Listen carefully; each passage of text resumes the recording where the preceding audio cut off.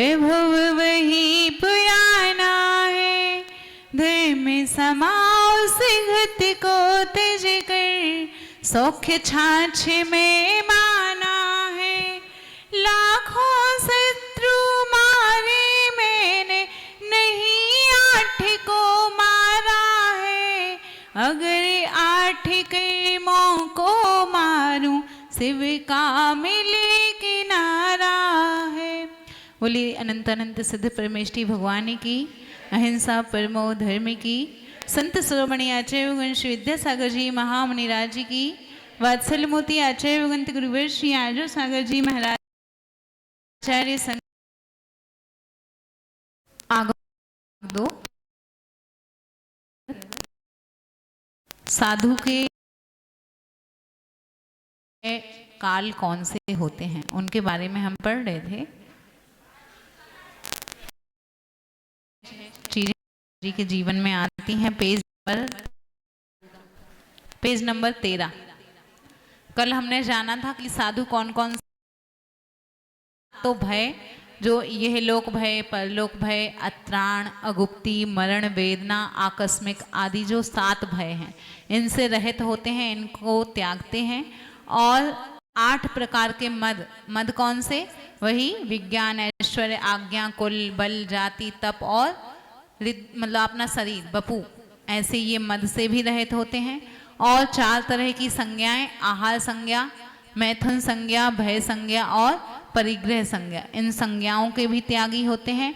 और इसके पश्चात हमने जाना था कि 3 गारव, गारव मतलब होता है घमंड या गौरव, तो ये 3 गारव कौन से? रिद्धि गारव, रस गारव या सात गारव या साता गारव, इनसे भी रहित होते हैं, इनको भी त्यागते हैं। इसके बाद आता है असाधना, जो कि मुनियों के द्वारा त्याज्य होती हैं, ऐसी असाधनाएं मुनि लोग नहीं करते। तो असाधना किसे कहते हैं? पेज नंबर 13, प्रश्न क्रमांक 1372 देखेंगे। असाधना किसे कहते हैं और यतियों मतलब मुनियों के द्वारा त्याज्य मतलब छोड़ने योग्य असाधनाएं कौन सी हैं?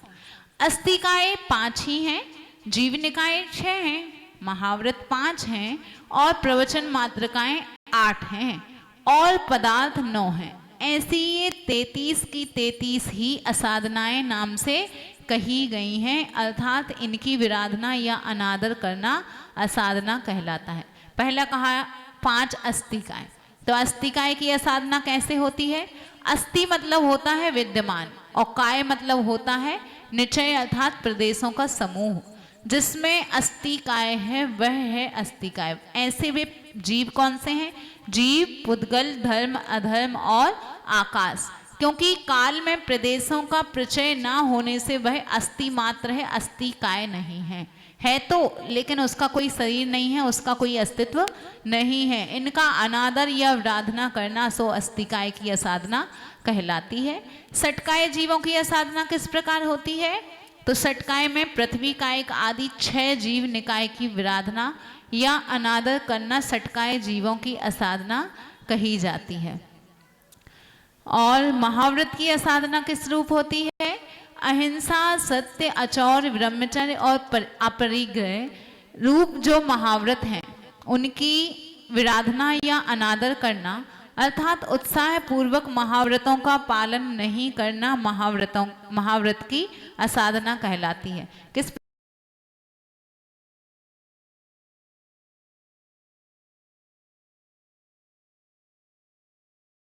अतिक्रमण, कायोत्सर्ग आदि, तो उनका अच्छी तरह से परिपालन नहीं करना, उसमें दोषों का लगना, सो ये विराधना होती या तो अनादर। अगर सामयिक छोड़ दी तो एकदम अनादर ही हो गया, और अथवा फिर सामयिक का काल उन्होंने कहा कि 1.5 घंटे करनी है तो उसमें भी आधे घंटे करी, तो ये हो गई विराधना की उसमें कुछ दोष लगे। और अनादर वो होता कि एकदम से पूरी ही छोड़ देना। और इसके बाद आता है प्रवचन मात्रका की साधना किस रूप होती? प्रवचन मात्र का 8 होती। कौन सी? 5 तो समितियां और 3 गुप्तियां। हम जानते ना, ईर्ष्या, भाषा, ऐष्णा, आदान निक्षेपण और व्युत्सर्ग अथवा प्रतिष्ठापन, ये 5 समितियां होती हैं। और 3 गुप्ती, मन गुप्ती, वचन गुप्ती और काय गुप्ती। इस प्रकार इनको मिलाएंगे तो 8 ये 8 तरह की प्रवचन मात्रका का अनादर या आराधना करना प्रवचन मात्रका की असाधना है। और 9 पदार्थ की असाधना किस रूप है? असाधना मतलब अवहेलना, उसका अनादर करना, ये होती है असाधना। 9 पदार्थ की असाधना कैसे? 9 पदार्थ कौन से हैं? जीव, अजीव, आश्रव, बंध, संवर, निर्जरा, मोक्ष, पुण्य और पाप। इनका अनादर करना या विराधना करना, अर्थात 9 पदार्थों का श्रद्धा का अभाव होना, ये 9 पदार्थ की असाधना कहलाती है। हम नहीं समझें कि जीव क्या है, अजीव क्या है, मतलब शरीर अलग है, आत्मा अलग है, आदि आदि जो कुछ भी है, इसमें विराधना होना या बिल्कुल भी विश्वास ही ना होना कि हम कहें कि शरीर और आत्मा एक ही है, कुछ नहीं है, ऐसा कुछ भी कहना, तो ये होती है 9 पदार्थ की असाधना। कोई भव्य साधु आत्म संस्कार काल से लेकर संलेखना काल तक की आलोचना गुरु के पास किस प्रकार प्रकट करता है।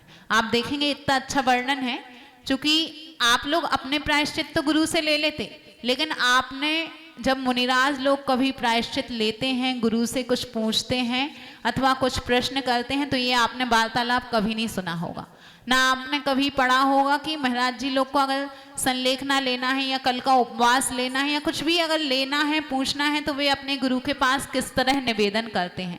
तो कल हमने जाना था कि 6 काल कौन से होते हैं। एक तो दीक्षा काल, शिक्षा काल, गण पोषण काल, आत्म संस्कार काल। अब इसके बाद 5वां आता है संलेखना काल। तो मुनिराज अपने आत्म संस्कार काल में क्या होता है कि उस समय उस संग से मोह को छोड़ने के लिए, राग भाव को समाप्त करने के लिए अपने संग कर अन्य दूसरे संग में चले जाते, ताकि गुरु से भी मोह ना हो और मुनिराजों से भी मोह ना हो। ऐसे अपरिचित लोगों, ऐसे साधुओं के पास चले जाते जिससे मोह राग द्वेष आदि ना हो। तो अब वहां पहुंचते हैं, उन्हें नए आचार्य मिले हैं जिन गुरु की उन्होंने वे अपनी आलोचना किस प्रकार करते हैं, वे किस प्रकार में संलेखना धारण करना है।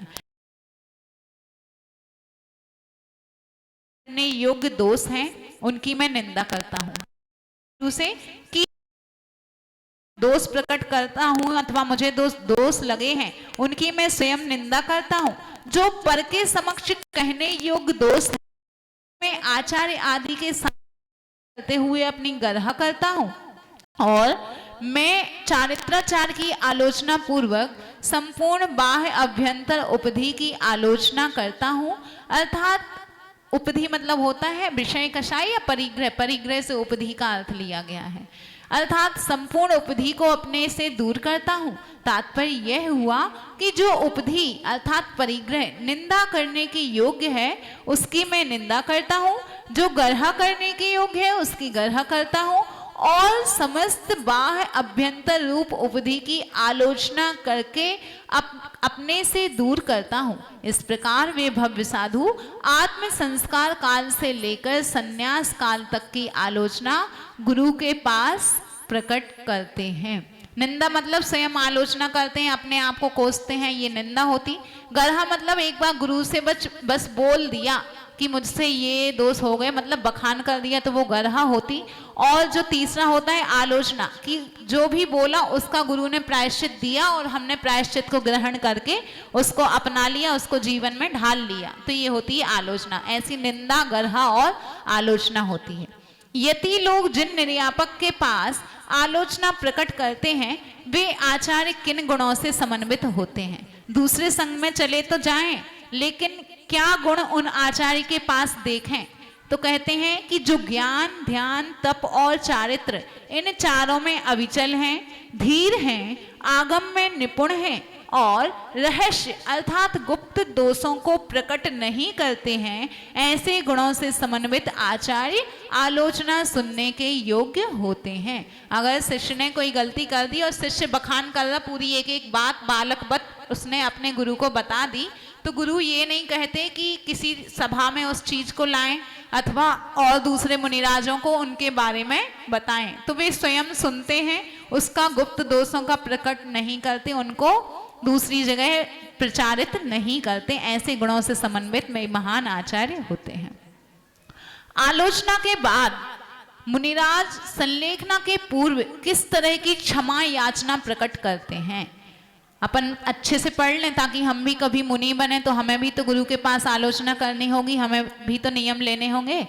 तो क्या कहना चाहिए, जब संलेखना लेना है उसके पहले क्या भावना भानी है, क्षमाएं किस प्रकार करना।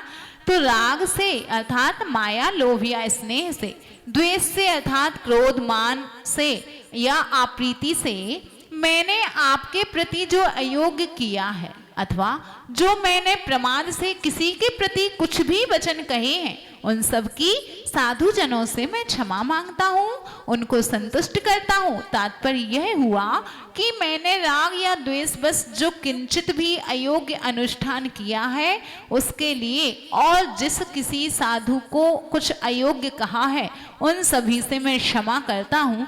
इस प्रकार क्षमा याचना प्रकट करते हैं। शिष्य द्वारा प्रायश्चित ग्रहण की इच्छा से गुरु के समक्ष एकांत में निवेदित किए गए गुप्त दोषों को अन्य किसी के समक्ष प्रकट नहीं करना, ये गुरु का कौन सा गुण कहलाता है।